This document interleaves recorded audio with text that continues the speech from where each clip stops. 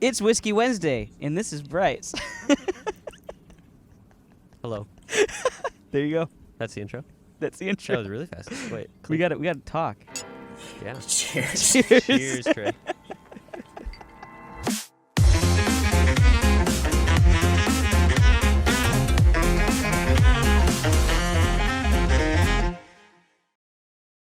So I did the fastest intro we've ever had because I want to maximize the time that we have to talk. There we go. We're all about efficiency here. That's right. Mm-hmm. And I probably undid a regular intro just talking about why I did the intro quickly. Dude, you're just using so much time right now. I know, we're burning it. We're burning it. Like calories when you run, Bryce. Yes. You burn a lot of calories. Do you like that when you run. segue? Yeah. I think on my 50-mile run was like 4,500 and was 5,000 Holy calories. crap. Yeah. And I ate like, I think, half a Cliff Bar during that run. Do you my fasted gosh. running, or do you Fasted running? Yeah, I don't. Because you know you can burn more calories though. I mean, I don't eat before Sounds like a running. recipe for passing out. Yeah, I know, Yeah. right? Yeah, no, I don't really eat before running. It's like I give. Hmm. Yeah, not like, I mean, 'Cause before, Yeah. I'll have like a little bit. Like, I don't want a full stomach because you don't want Right. to run on a full No, stomach. it'll make you sick. No, yeah. I usually try to wait like a couple hours. I mean, if I Oh, eat. yeah, at least. And then Yeah. after run too is also important. You don't want to eat immediately after run. Yeah. Because your stomach has Makes been me so bad. Yeah, Feel yeah. bad. Yeah. Yeah. So. But yeah, we want. Anyways, We want to talk a little about the feely, The not feely think. No feelies. thinking this time. Well, you brought the right guy here for the feely feelies. Yeah. I'm all caught up in the feely feelies. Mr. Feels. Mr. Feels over here. Yeah. I noticed you're wearing the same shirt as last time too. It's a little embarrassing, but Yeah, I've been wearing It's this so for 2 embarrassing. weeks. That's how long these episodes are between each other. 2 weeks. Yeah. yeah, it's crazy. It's insane. But yeah, feely feelies. Yeah, I'm all up in them. So I mean, we talked a little last time about how running has impacted you, how it's affected you, Yeah. and how it's aided in your Christian life. Mm-hmm. So like mentally, what does running do for you? You touched on it briefly. Yeah. So mentally, usually before a run, I'm like really down and depressed about something. So not all the time, but Yeah. sometimes that's just how it plays out, and running is the best way to deal with it. And usually, running releases endorphins in your Yep. brain too, so that makes Sounds you like science. I said no thinking this time. yeah. Sorry, but it's funny how. But yeah, but. No, I'm teasing. Keep going. So I mean, you do this thing called runner's high. That is a big thing. Yeah, when I get done running, it's like, man. And this doesn't have to do with just running though. It's like just overcoming something. Man, I did something difficult today. And when you're down, I mean, this is me. I can't say for everyone, but like when I'm down and depressed, it's like, ooh, there's this thing that's really hard, And I think in Yeah. today's culture, there might be a lot of kids these days that like, because me growing up, I didn't really have to struggle for anything. So like getting into adulthood, I like, oh, there's struggle in this world. This is hard, or it can be hard sometimes. And so it's like you have to like force struggle on yourself just so that you can like learn how to overcome things. And for Yeah. me, it's running. It's like, okay, overcame this very difficult thing. Oh, now I know I'm capable of doing it. And then I get strength, and I build confidence from that too. But other people can use different things. Like, I know our friends, the Sawyers, they use painting. They, that's how they relax, and they sit and think about things. Trey, you said you use some other things as well. Maybe you can talk about those. yeah, I mean, first of all, I just want to say, I love the way that you are. I mean, Bryce, I don't know you at all. Like, this is the first time I've ever talked to you. And I think the way you're talking about these mental health issues is really healthy. Yeah. Because when I was growing up, I grew up in the stigma of mental health, where it's like, oh, you're depressed? Pray it away. Yeah. Or Don't be. it's like, hey, Yeah. don't be. Obviously, Christians have the joy of Christ in them, so what are you doing wrong? What you have Like, why upset aren't you about? pr- It's like you're a not- whole lot. You're Here not you praying go. hard enough. Yeah. And it's kind of the thing too. Growing up, I always heard like, "Oh, you're a man. Like, you can't let it show. Like, Right. keep it inside. Get Which over is it." why I've never once cried in my entire life. Oh no. Yeah. Paul's Paul's and got I that- did. Definitely not on this podcast. Paul's got that toxic masculinity energy going on today. I feel like I have to. We're talking about all these feelings. Oh yeah. Yeah, sure, fair enough. But I would, I am somebody that, I mean, I experience depression throughout the year, but I have seasonal disorder where it's, it gets bad around this time of year in the summer and then bad again around December. So luckily, I think I'm on the tail end of this That's one awesome. of 2 parts of 2021. But some of the things that I have to do, like I get into this debilitating state where I can't do anything but like sit there, and that makes me more depressed, obviously, Exactly. right? Because I'm like, why can't you do anything? God. Anyways, and so it's just this shame cycle that just puts me deeper in the pit. But two of the things I do is I write some fiction. I write fiction, and that is a very therapeutic thing for me. I mean, I do go to therapy. That helps a lot. But, when I don't have that scheduled in, then I go and I write. And just writing this, just engaging in, this creative act, Yeah. that seems to be a place where Christ meets me, and Christ reminds me of my purpose, and Christ reminds me, that I have purpose on the earth, and, this life is worth living, right? Yeah. I have to have a creative outlet. I think that's part of it. Is we have to accomplish something. Yeah. Well, that doesn't sound healthy, but you know what I mean. No, I yeah, think. Yeah, I know exactly what you mean. Because it's not about production. No. Our lives No. are not about production. I mean, we might be taught that in Western, Yeah. individualization, where we're like, produce. What can you produce? Like, that's your worth. Yeah. No, Yeah. that's not it either. Anyways, Paul, go ahead. Yeah, no, I would say there's so much to this too. It's great to hear the different outlets for these things.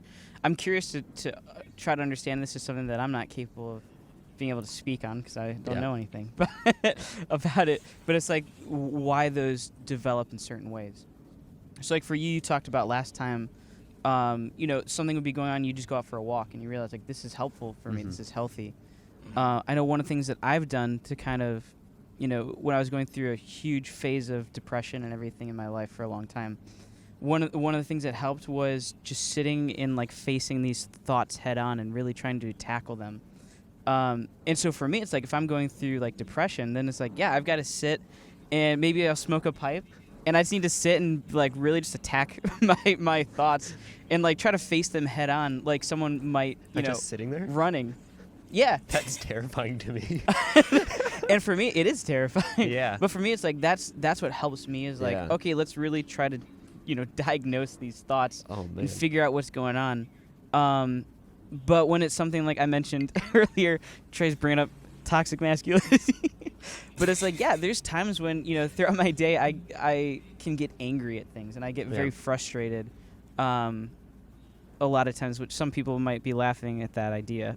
It's like, yeah, I get angry too. And one of the things that helps me with that is exercise. Mm-hmm. I have an outlet to get rid of this this energy, I guess. Yeah.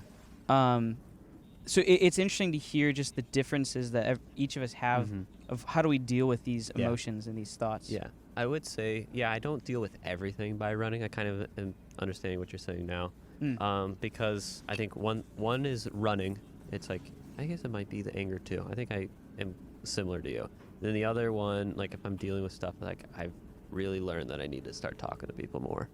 Just talking with friends and because it isn't always nice to be stuck up in your own head and be struggling with things. Not at all. No. and that was one thing I learned within the last year, and Paul has been a big part of that. Is like he's just like, hey, what are you doing? Like, what's going on? Let's talk about it.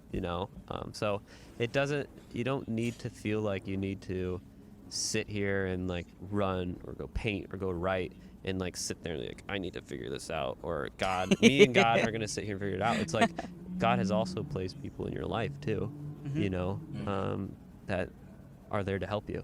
And if most people there's someone in your life that is going to talk to you or is willing to talk to you. So seek that out as well. Yeah. That's been a big help for me. Yeah, I think that's probably one of the biggest lies that I believed for the longest time. And I think a lot of people do, is the idea that you're the only one dealing with this, you're the only one struggling. Yeah. And it's like, that can't be further from the truth. Not only are you not the only one struggling with, sometimes even how specific do you want to be? There's probably there's someone else dealing with something very similar. But you're not the only one who wants to talk about it either. Yeah. It's like, Yeah. but sometimes there needs to be that invitation that isn't always there. Mm-hmm. Sometimes we need to seek that out, but I think also on the other side of that, we need to be people that seek it out for other people Yeah. too, Yeah. who don't have that initiative to ask, who don't feel invited, but Yeah. they ask anyway. Mm-hmm. It's like we need to strive to be the people that offer that for other people. Mm-hmm. Then also when we're on that side of it, it's like, Yeah. how do I invite others to help me? Yeah, that was like, Daniel. I think he was on here a little bit ago. Like recently, he was like, "Hey, Bryce, how you doing?" Yeah. And I knew it wasn't like these casual, like, "Oh, hey, dude, nice to see you. It's been a while. How you doing?" "Oh, Yeah. good." It's like, no, it's like, "How are you really?" Yeah. And it's like, oh, there's like not a lot of people that like, and it kind of made me feel. I always hate that question. It's like, how much time do you have? Yeah, but it kind of made me feel guilty. It's like, man, have I like really asked like some of my close friends, like, "Hey, man, like, how are you doing lately? Like, let's talk. Like, what's going on?" And so yeah, we do. I agree with you. We do need to be going out there and seeking other people, because I mean, I know where I was. It's always nice to have people seek me out and ask me how it's going. So it's like, Yeah. I kind of need to learn, and I need to get better at kind of returning the favor to other people. Yeah. If I could jump in, I think the one thing, I think the one message I want to see what y'all think about this, but the one message I want to get across in this podcast specifically is your outlet for dealing with these things doesn't have to look Christian in order for Christ to meet you there. Yeah. Like running, in its essence, there's nothing Christian about running, but that's where Christ meets Bryce, and that's where where Bryce. That rhymes, so I mix them up. But that's where he encountered. That's where he's not running away. Like in the part 1, he said some people would say he's running from his demons. That's not running from his demons. That's facing them head on. Yeah. Right. And so, I mean, my outlets are writing and art and those kinds of things, and they're not essentially Christian in nature. I mean, a lot of my paintings turn out to be super religious, but at the same time, like, Yeah. that's not the intent. But I mean, Christ meets me there. So Yeah. Hmm. Yeah. I mean, yeah, it can be as simple as like, I'll even go as far to talking about physical exercise. Like for me, a long time, I had a punching bag back in Ohio, and that was one of the things that I used Punching for a long bags time. are great. I know, they're amazing. I love them. But it's like it doesn't seem very inherently Christian, but that's where I felt a lot of peace a lot of times. When I was getting that anger out, and I was like, I can pray while I'm doing this too. It's great. Just while you're throwing a left hook. Trey may swear while I praise, and I just throw punches. I was gonna make a pacifist joke. I was thinking I was like, too. no, you can't do that. No, but wait, You can. did you say something about me swearing? Yeah. Okay, so that's a big thing. Okay. I was like, in prayer, I don't know if y'all- Yeah, so I mean, something I started doing, when I realized that I was, I took the Enneagram test and realized I was closely related to the Enneagram 1, and I was perfectionistic and morally uptight. Like that's the self-righteous type right there. Like, we don't do anything wrong. And then I listened to another pastor that identified with this type, and he said, he started to cuss while he prayed. Yeah. And I hadn't said a cuss word up until that point. Whoa. And so I started cussing as I prayed, and I was like, man, this feels good. and it's like God can handle that, right? And it took using those words to be honest with God in the first place. So that's it kind of made them necessary almost. Yeah. So I'm sorry to all of you who don't like swear words, but Well, I cuss when I pray. I'm sorry. And I have a friend here in Georgia that like knows me as the person that cussed while he prays, and I'm like, yeah, I'll be that guy. Sure, that's me. yeah. But yeah, I think the thing to look for that too, and what we're saying is like there's so many different outlets that people can experience with how do you meet Christ in that time of suffering. Yeah. Yeah. And it looks different for every It's person. different for everyone. Like, these are all very complicated things, and we just need to go out and pray that the Lord, like, if we can be doing anything. Cooking, it's like, hey Lord, start off our day with like, I don't know what I'm going to be doing today, but just be with me. Give me the strength to get through whatever I'm going to do today. It can be the simplest things, but we can find joy and peace in that. Doesn't have to be like big too. So I always struggle with, I have to do this big thing, and everything. It's like, no, Doesn't have to be. Take it easy. Yeah. But- So I'll even share. I'm trying to decide how comfortable I feel like sharing all this too, 'cause it's just part of my morning routine now that I've been working on. But I feel like my my motivation seems to drop when I share too much sometimes about what I'm trying to do in the morning. So one thing I've been trying to do is wake up early, enough time to go and just walk a mile. Mile's easy, and I just use that time to read scripture and pray, and. A lot of it had to do with one of the things I know I've talked about with other people off air before, and I've even posted about it on my Twitter if you guys aren't following, or Instagram even. But it's the idea that I want to love God first and most, so that way I can love other people effectively. And so that's been my prayer for the last couple weeks: is God, help me to love you most, and not love myself, not love other people more than I love God and what He has done and the things that He's accomplished. It's like, So that's been my prayer, and that's one of the things that I've been doing now that I feel like is helping me focus on that. Not just because it's the first thing, but it just helps that it's like I've set this time aside for that to be my moment to do that and experience that with God. And that's been one of the things. It utilizes a form of exercise, which is just intentional walking. But for me, it's like it's so peaceful to be able to walk through that and to approach God in that way. Has been very beneficial for me. And that's something that I would not normally think of doing, but it's something I've started to do. Yeah, I need to get better at that too. Setting that time aside in the morning, not necessarily to sit and, because I know a lot of people sit and pray and read, but it's like, get outside too. Go out. Yeah. It doesn't have to be sitting on your couch doing that. You can go. Oh, it's amazing. Yeah. Like the one I got really way too early the one time, and I was like, I'm just gonna go walk. It's like 4:30 in the morning. It's dark. I'm just gonna go do it. And there's like this bats flying around eating bugs. I'm like, this is awesome. Yeah. Like this morning I saw a tree frog, and I was like, that's sweet. But it's like those things. It doesn't have to be the morning. Again, it's like I was laughing about it myself earlier. It was like. It just because someone does it in the morning doesn't mean you're more elite than the other person.